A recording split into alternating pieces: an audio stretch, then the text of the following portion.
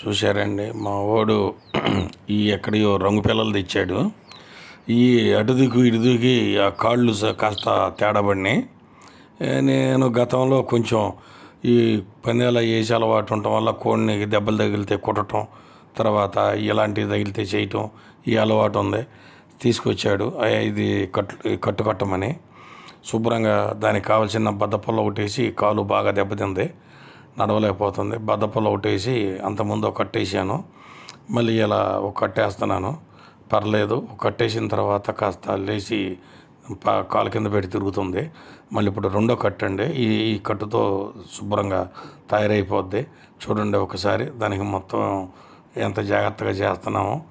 ఇవన్నీ ఇంతకు ముందు చేసినాయి అని మళ్ళీ గుర్తుపెట్టుకొని చేయడం జరుగుతుంది.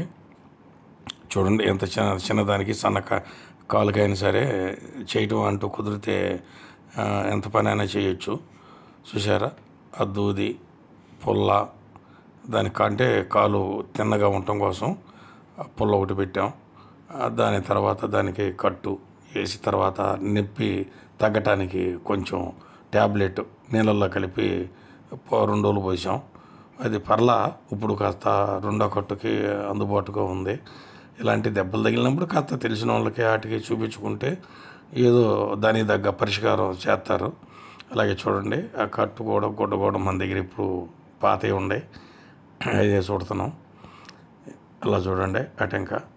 అందుకనే ఎవరన్నా మీ దగ్గర కోళ్ళు ఇట్లాంటి పిట్టలు ఇలాంటి ఇబ్బందులు ఉన్నప్పుడు కాస్త తెలిసిన ఆయన దగ్గరికి చేయండి తప్ప ఎవరు పడితే వాళ్ళు వైద్యం చేయొద్దు. చేయటం వల్ల ఉండదు కూడా ఇబ్బంది పడిద్ది. తెలిసిన వాళ్ళతోనే చుట్టాలి. అది మనం ఏదో చేతిలో ఉంది కానీ బరబరా చుట్టేసుకుంటూ పోతే రక్తం అటు ఇటు పారుదల కాకుండా కాలు కులిపోద్ది. అందుకని ఎవరన్నా బాగా తెలిసిన వాళ్ళతోనే ఏదన్నా వైద్యం ఉంటే చేపించండి. అట్లాగే చేపించి కాస్త 2 రోజులు 3 రోజులు కాస్త మేత దగ్గరగా దగ్గర పెడితే ఆ తర్వాత చిన్నగా కోలుకుంటాయి. ఇప్పుడు ఆ టేప్ వేసాం కదా, దాన్ని కూడా కాస్త జాగ్రత్తగా వేయాలి. ఎట్ట పడితే అట్ట టైట్గా వేస్తే రక్తం పారుదల కాదు. ఈ వరకంటే సన్నవి ఉండేవి, ఇప్పుడు అది అయిపోయిందని ఏదో లావు దొరికితే దాన్ని వేసాము. అంటే దాని గురించి కాస్త జాగ్రత్త చేయండి.